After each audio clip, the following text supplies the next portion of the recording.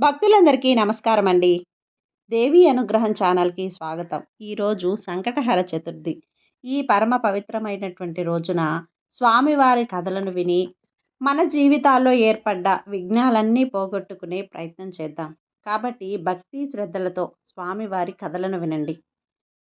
తారకాసురుడి నిరంకుశత్వానికి తోడుగా త్రిపురాసురులు అనే ముగ్గురు రాక్షసులు తపస్సులు చేసి వరాలు పొంది ఆకాశంలో ఎగురుతూ తిరిగే 3 పట్టణాలను నిర్మించుకొని ముల్లోకాల మీద విరుచుకుపడ్డారు. 3 పురాల మీద ఎగురుతూ అగ్నిగోళాల్ని కురిపిస్తూ పట్టణాలను పచ్చని పల్లెలను తగలబెడుతూ విధ్వంసకాండ సాగిస్తున్నారు. జగత్తు అడ్డుకిపోతుందన్నట్టుగా వారిని ఎంత మోదించగలవాడు శివుడొక్కడే అని తెలిసినా కూడా దేవతలంతా కలిసి వచ్చి మందిర ప్రాంగణంలో హోరెత్తి ప్రార్థనలు చేశారు. పెళ్ళైన కొత్తలోనే ఏదో ఒక బెడద వచ్చిందని శివుడు విసవిసలాడిన త్రిపురాసురులు చేస్తున్న మారణ హోమం విన్న తర్వాత ఉద్రేకం పుట్టి మూలనున్న త్రిశూలాన్ని దుమ్ము దులిపి పట్టుకొని తన అనుచరుల్ని ప్రథమ గణాలను వెంట పెట్టుకొని త్రిపురాసురులను తుదముట్టించడానికి కదిలాడు. అదే సమయంలో జటల ఏనుగుగా మారి లోకాన్ని బీభత్సం చేస్తూ ఒక రాక్షసరాజు బయలుదేరాడు. ఏనుగు రూపం కారణంగా అతడికి గజాసురుడు అనే పేరు వచ్చింది. అతడు గొప్ప శివభక్తుడు. శివుడి వల్ల తప్ప మరెవ్వరి వల్ల చావు లేదు అనే వరాన్ని కూడా పొందాడు. శివుణ్ణి లోపలే ఉంచేసుకుంటే మరీ మంచిదే కదా అని నారదుడు గజాసురుడి మేలు కోరుతున్నవాడిలా అతడితో చెప్పాడు. గజాసురుడు వెంటనే ఉగ్రమైన ఆరాధనతో శివుణ్ణి గూర్చి తపస్సు మొదలుపెట్టి శివుణ్ణి మెప్పించాడు. త్రిపురాసుర సంహారానికని బయలుదేరిన శివుడు గజాసురుడి కోరిక ప్రకారం గజాసురుడి గుండెల్లో లింగ రూపంలో ఉండిపోయాడు. శివుడు గజాసురుడి గుండెల్లో ఉండిపోతే త్రిపురాసుర సంహారం ఎలా జరుగుతుంది? నవవధువు పార్వతీ ముచ్చట తీరేదెలా?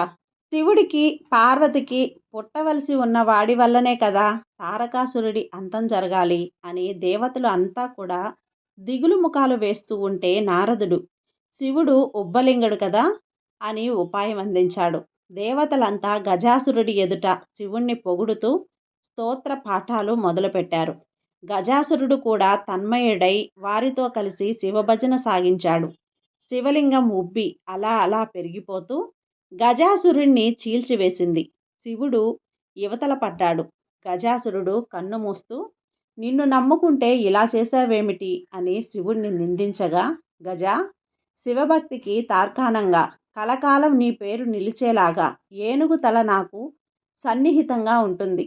గజ చర్మాన్ని కట్టుకుంటాను అని శివుడు చెబుతూ గజాసురుణ్ణి తనలోకి తీసుకొని కైవల్యాన్ని ప్రసాదించాడు. శివుడు భూమిని రథంగా, సూర్యచంద్రుల్ని రథచక్రాలుగా, వేదాలు గుర్రాలుగా, బ్రహ్మ సారథిగా, మేరుపర్వతాన్ని ధనుస్సుగా, విష్ణువును బాణంగా సమకూర్చుకొని తన అనుచరులైన నంది, శృంగి, భృంగి మొదలైన ప్రమద గణాలను వెంట వేసుకొని ముక్కోటి దేవతలు వారి వారి దేవేరులతో సహా వెనుక రాగా భయంకరులైన త్రిపురాసురులపై యుద్ధానికి వెళ్ళాడు. ఇంట్లో ఒంటరి పార్వతి కాలం బరువుగా గడుస్తున్నది. శివుడు ఎప్పుడు వచ్చేది తెలియదు. ఆ సమయంలో నారదుడు వచ్చి, అమ్మాయి పార్వతి, శివుడు నిన్ను పెళ్లాడినప్పటి నుంచి తారకాసురుడు తల్లడిల్లిపోతూ పీడ కలలు కంటున్నాడు. నీకు ఎలాంటి హాని తలపెడతాడేమో. వాడికి వజ్రదంతుడు తోడై ఉన్నాడు. వజ్రదంతుడు బహు యామాని. నువ్వు చాలా జాగ్రత్తగా ఉండాలి సుమా అని హెచ్చరించి వెళ్ళాడు. పార్వతికి మరింత చిరాకు, దిగులు కూడా కలిగాయి. చక్కగా తలంటు స్నానం చేస్తే చిరాకు తగ్గి బావుంటుందని అనిపించింది. పార్వతి నలుగు పెట్టుకొని ఆ నలుగు ముద్ద కూడగా తీసి ఆ ముద్దతో ఒక బొమ్మ చేసి ముచ్చటగా చూసుకొని అలా కింద పెట్టి అటు ఇటు తిరిగేసరికి బొమ్మకు మారుగా ముద్దులు మూటగట్టే బాలుడు కనిపించాడు. ఎవరబ్బా నీవు అని పార్వతి అడిగింది. నీ కాంతిని పునికి పుచ్చుకొని రాలిన నలుగు ముద్దనే కదంటమ్మా, నీ పుత్రుణ్ణి, పుత్ర గణపతిని అన్నాడు బాలుడు. పార్వతి బాలుణ్ణి అక్కున చేర్చుకొని ముద్దాడి ఒక అంకుశ గదాదండాన్ని అతనికి చేతికిచ్చి, నాయనా, ఎవ్వరిని పురుగునైనా రానియకు అని చెప్పి సింహద్వారం దగ్గర కాపలాగా ఉంచింది. అమ్మా, తినడానికేమైనా పెట్టవు అని అడిగాడు కుర్రవాడు. అప్పటికప్పుడు పిండి కలిపి చలిమిడి ముద్దను ఉండ్రాలను చేసి ఇచ్చి పార్వతి స్నానానికి వెళ్ళింది. పార్వతిని అంత మొదించితే శివుడికి కొడుకు పుట్టే అవకాశం లేదు. తన ప్రాణానికి భయం ఉండదని తలచి తారకాసురుడు వజ్రదంతుణ్ణి పార్వతిని అపహరించుకురమ్మని పురమాయించాడు. వజ్రదంతుడు వజ్రాయుధాన్ని పరపరా కొరికి పారేయగల వాడికోరలు గల పెద్ద రాక్షసి ఎలుక రూపంలో కొండల్ని డోల్చి పిండి చేస్తూ మూషికాసురుడు అనే పేరు కూడా పడ్డాడు. పార్వతిని అపహరించుకు రావటానికి ముందు గజకర్ణి, గోకర్ణి అనే తన ముఖ్యానుచరులైన రాక్షసులిద్దరిని పంపించాడు. వాళ్ళు దున్నపోతుల్లా బలిసిన కుర్రాళ్ళ రూపంలో వెళ్ళి దొంగచూపులు చూస్తూ సింహద్వారం దగ్గర అంకుశ గదాదండాన్ని పట్టి అటూ ఇటూ తిరుగుతూ కాపలా కాస్తున్న బాలుణ్ణి అడ్డుకుందాంరా అని పిలిచారు. బాలుడు వాళ్లను చూడనట్టే చూసి నవ్వుతూ ముందు కాస్త తినండిరా అంటూ 2 చలిమిడి ముద్దలు వాళ్ళ మీదకు విసిరాడు. వాళ్ళు తలలు దిమ్మ తిరిగి పారిపోతూ ఉంటే 2 ఉండ్రాళ్ళు పెద్ద బండరాళ్ళై వాళ్ళ ముందు పడగా బోర్లా పడ్డారు. పుత్రగణపతి వాళ్ళను పిలిచి చెవులు పట్టుకొని 3 గుంజిళ్ళు తీసి లెంపలేసుకొని మరీ పంపించాడు. వాళ్ళలాగే చేసి రాక్షసు రూపాలతో వజ్రదంతుడికి ఎగ ఊపిరితో జరిగింది చెప్పారు. వజ్రదంతుడు హూంకరించి ఎలుక రూపంలో వెళ్ళి ద్వారానికి సమీపంలో బొరియ చేసి దూరబోయాడు. పుత్రగణపతి ములపాశాన్ని తీసి ఉచ్చు పన్ని విసిరి మూషికాన్ని పట్టాడు. ఉచ్చు మెడకు బిగుసుకొని కీచుకమంటున్న దాని నెత్తిన 4 మొటిక్కాయలు పెట్టి తోక పట్టుకొని గిరగిరా తిప్పి విసిరేశాడు. పుత్రగణపతి విసురుకి మూషికాసురుడు అమాంతంగా అతని రాజ్యంలో అంతఃపురం ముందు ధభీమని నిజరూపంలో బోర్లా పడ్డాడు. అతని భార్య ధవళ గొప్ప దేవీ భక్తురాలు. ఎప్పటికీ తన పసుపు కుంకుమలు నిలిచేలాగా భర్తకు చావులేని వరం దేనివల్ల పొందింది? ధవళ భర్తను ఊడడించి వరం సంగతి చెప్పి ధైర్యం కలిగించి పార్వతీ జోలికి పోవద్దని హితువు చెప్పింది.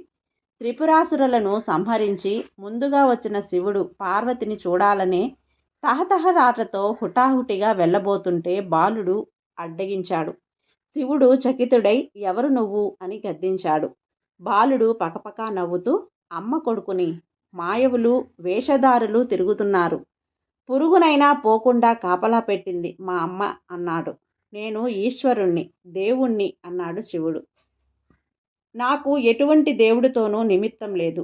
అమ్మ ప్రకృతి స్వరూపిణి. ప్రకృతి శాసనాన్ని అనుసరించి నడుచుకోవటం కంటే జీవకోటికి వేరే ధర్మమేమిటి లేదు కదా. అమ్మ ఆజ్ఞ పాలించడమే నా విధి అన్నాడు బాలుడు.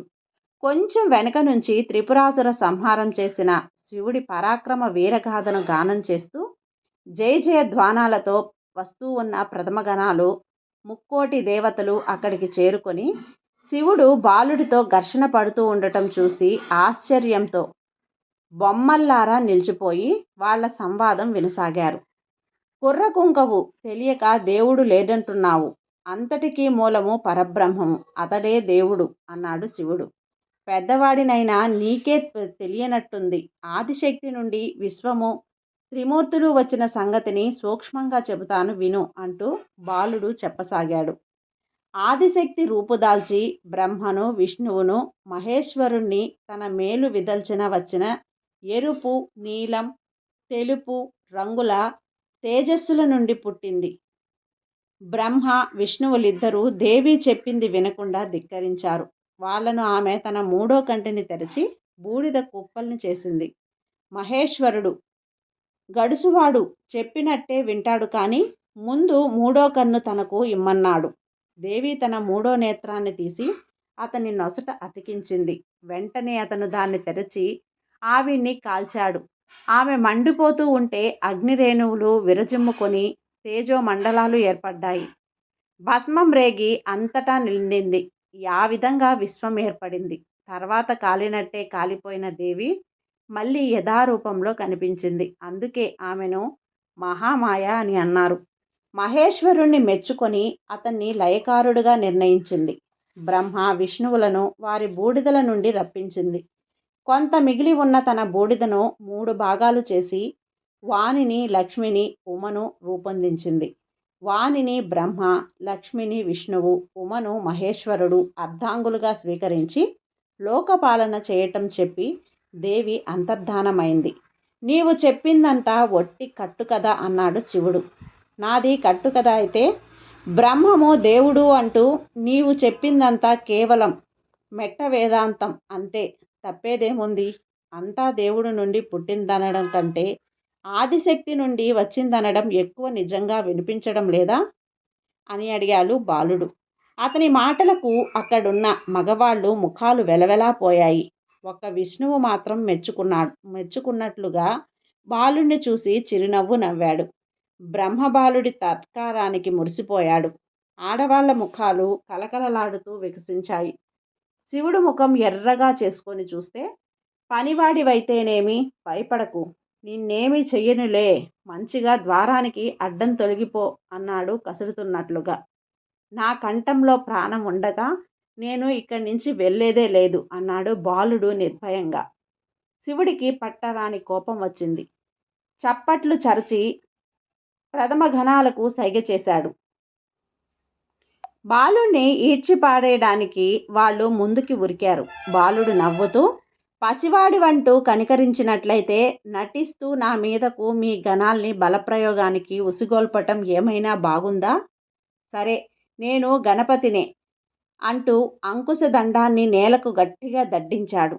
నేల ఈనినట్లు పుత్రగణపతి లాంటి రూపురేఖలు గలవాళ్ళు వేలకి వేలు పుట్టుకొచ్చి నందిని, శృంగిని, భృంగిని, చండీశ్వరుణ్ణి తమ చేతులతో ఉన్న అంకుశాలు, గదలు, పాశాలు, శూలాలతో గొడ్లను తరిమినట్లు తరిమేశాడు. మిగతా శివానుచారులంతా జాడ లేకుండా పారిపోయారు. పుత్రగణపతి గణమంతా కూడా అదృశ్యమయ్యారు. శివుడు రుద్రుడై త్రిశూలమెత్తాడు. బాలుడు అంకుశదండంతో అడ్డుకోగా కంగున మారుమోగుతూ త్రిశూలం పడిపోయింది. బాలుడు పకపకా నవ్వుతూ, మా అమ్మ తెచ్చిన దండం నా చేత నుండగా నన్నేమీ చెయ్యలేదు. నీవేదో చేద్దామనుకున్నది నిర్విఘ్నంగా నెరవేర్చాలనే నేను సిద్ధంగా ఉన్నాను. తర్వాత కదా అమ్మ చూసుకుంటుంది అంటూ అంకుశదండాన్ని దూరంగా విడిచిపెట్టాడు. శివుడు ఒళ్ళు తెలియక కోపంతో ఉన్మత్తుడిలాగా త్రిశూలాన్ని బాలుడి కంఠానికి గురిపెట్టి విసిరాడు. మరుక్షణంలో బాలుడు అమ్మా అని పెద్ద పెట్టున అరుస్తూ ఉండగా అతని తల తెగి ఆకాశానికి ఎగిరి పెద్ద జ్యోతిగా వెలుగుతూ అంతరిక్షంలో లీనమైపోయింది. పార్వతి పుత్రగణపతి కేకకు బిరబిరా వచ్చి తల తెగిపడి ఉన్న బాలుణ్ణి చూసి శివుణ్ణి చురచురా చూస్తూ, ఎంత పని చేశావు, మన పుత్రుణ్ణి నరికావు, పుత్ర హంతకుడివి అంటూ కుప్పలా కూలిపడి బోరుమని శోకించింది. అంతవరకు స్తంభించిపోయి చూస్తున్న గుంపులో ఒక్కసారిగా కలకలం, సముద్ర ఘోషలాగా చెలరేగింది. పెద్ద నేరం చేసిన వాడిలాగా శివుణ్ణి చూశారు. శివుడికి ముచ్చెమటలు పోశాయి. బిక్కమోకం పెట్టి, నాకు తెలియని పుత్రుడా, ఎలా వచ్చాడు అన్నాడు. పార్వతి తన వంటికి పెట్టుకున్న నలుగు ముద్ద ఏ విధంగా పుత్రగణపతి అయింది అనేది చెప్పింది. దానికి శివుడు పెదవి విరిచి కోపంగా చూస్తూ, నీకు కుమారుడైతే కావచ్చు, అందుకే అమ్మా అమ్మా అంటూ తెగ వాగాడు. మన పుత్రుడంటున్నావు, నాకు పుత్రుడెలా అవుతాడు అని అడిగాడు. పార్వతి తెల్లబోయింది. అప్పుడు విష్ణువు బ్రహ్మకు సైగ చేశాడు. బ్రహ్మ ముందుకు వచ్చి శివుడు పార్వతి చేతిని పుచ్చుకున్నప్పుడే శివుడి తేజస్సు పార్వతి శరీరం నిండా ప్రవేశించి పులకరింపజేసింది. అది మొదలు శివుడు పార్వతిలో సగభాగంగా అంతర్లీనమై ఉంటూనే ఉన్నాడు. పుత్రగణపతి శివుడు కుమారుడే అని 4 నోళ్లతో నొక్కి చెప్పాడు. శివుడి చేతులు నలుపుకుంటూ దిక్కులు చూస్తూ ఉంటే పార్వతి బాలుడి కళేబరం మీద పడి ఏడుస్తూ ఉంటే ఆకాశం నుండి ఉత్తర దిక్కుకు తలపెట్టి నిద్రిస్తున్న తలను తెచ్చి నాకు అతికించండి, నేను లేస్తాను అన్న పుత్రగణపతి వాక్కులు వినిపించాయి. వెంటనే దేవతలందరూ కూడా ప్రథమలు అంతా గాలిస్తూ ఎంత వెతికినా ఉత్తర దిక్కుకు తలపెట్టి నిద్రిస్తున్న వాళ్ళెవ్వరూ కనిపించలేదు.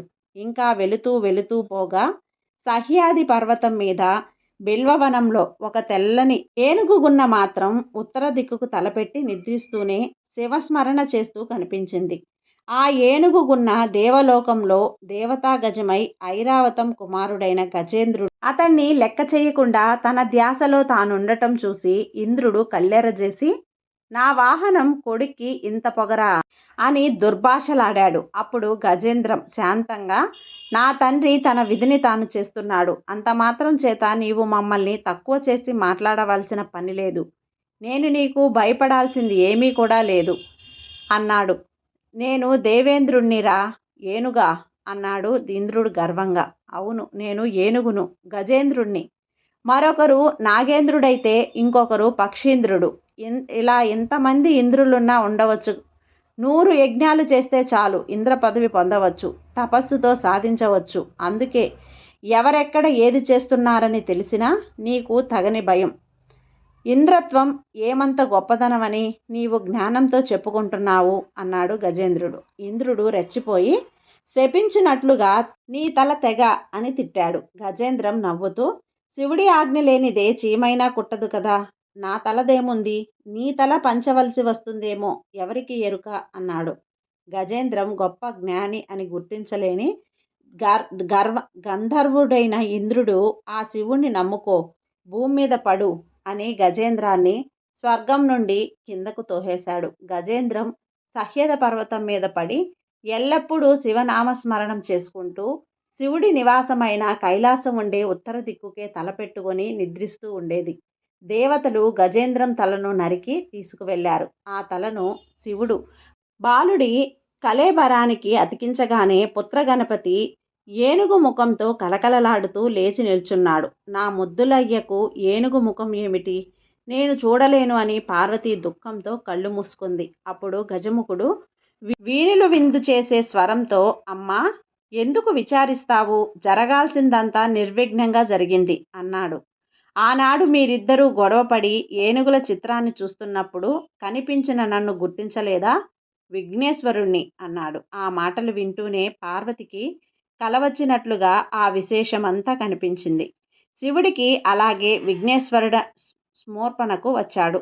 విఘ్నేశ్వర, నీవా మా పుత్రుడివై అవతరించావా?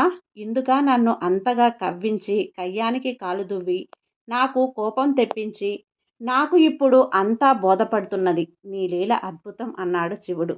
లేకపోతే గజాసురుడికి నువ్వు ఇచ్చిన వాగ్దానాలు ఎలా నెరవేరుతాయి అనుకున్నావు అని విఘ్నేశ్వరుడు జ్ఞాపకం చేశాడు. శివుడు, బాగా జ్ఞాపకం చేశావు. నేను గజ చర్మాన్ని కూడా కట్టుకోవలసి ఉంది. ఏనుగు తల నా కుమారకుడికి ఉండనే ఉంది అన్నాడు. ఆ తర్వాత గజ చర్మాన్ని తెప్పించి కట్టుకున్నాడు. శివుడు విఘ్నేశ్వరుడికి వినయంగా వంగి, విఘ్నేశ్వర, నీ విశ్వరూపాన్ని చూపించు అని కోరాడు. అప్పుడు విఘ్నేశ్వరుడు ఆకాశానికి పెరిగి 5 తలలతో కనిపించాడు. భూమి, నీరు, అగ్ని, గాలి, ఆకాశము అనే పంచభూతాల రంగులైన ఆకుపచ్చ, మబ్బు రంగు, ఎరుపు, తెలుపు, నీలం రంగుల 5 ఏనుగుల తలలకు ఉన్నవి. ఆ తలలపై నక్షత్రాలు తల పువ్వులుగా మెరుస్తున్నవి. విఘ్నేశ్వరుడి గుండ్రని పెద్ద బొజ్జ మినుకు మినుకుమనే కాంతులతో ఆకాశాన్ని పోలి ఉన్నది. అతని అనేకమైన చేతులతో అంకుశము, గొడ్డలి, పాశము, కలిశములతో పాటు త్రిమూర్తులకు చెందిన శంఖ, చక్ర, గదా, పద్మరుడక, త్రిశూల, వజ్రాయుధాలు, జపమాల, కుండలములు, వీణ, ఖడ్గము, శక్తి, ఈటె మొదలైనవన్నీ ఉన్నాయి. అతని రూపాన్ని తలలు పైకేసి చూస్తున్న వారంతా కూడా కళ్ళు మిరుమిట్లు గొలిపే అతని తేజస్సు చూడలేక తలలు దించారు. అప్పుడు అందరిలో కూడా ఏదో మహానందం కలిగింది. సరస్వతి వీణ తీసి విఘ్నేశ్వరుడికి ప్రియమైన హంస ధ్వని రాగాన్ని సరంభంగా తుది తరగతితో పలకరిస్తుంటే నారదుడు మాయామాలవ గౌల రాగాన్ని మధ్య మధ్యగా జోడించాడు. శివుడు ఆనంద తాండవం చేశాడు. ఇంద్రుడితో సహా 3,000,000 దేవతలు తలలు వంచి విఘ్నేశ్వరుడికి నమస్కరించారు. ఈ విధంగా విఘ్నేశ్వరుడి యొక్క అనేక రూపాలలో అనేక కథలు ఉన్నాయి. ఈ కథలన్నీ కూడా మనం విన్నట్లయితే విఘ్నేశ్వరుని యొక్క విఘ్నాలన్నీ కూడా తొలగించుకొని ఆయన అనుగ్రహాన్ని పూర్తిగా పొందవచ్చు. ఈ కథ మీకు నచ్చినట్లయితే లైక్ చేసి సబ్స్క్రైబ్ చేయండి ఫ్రెండ్స్.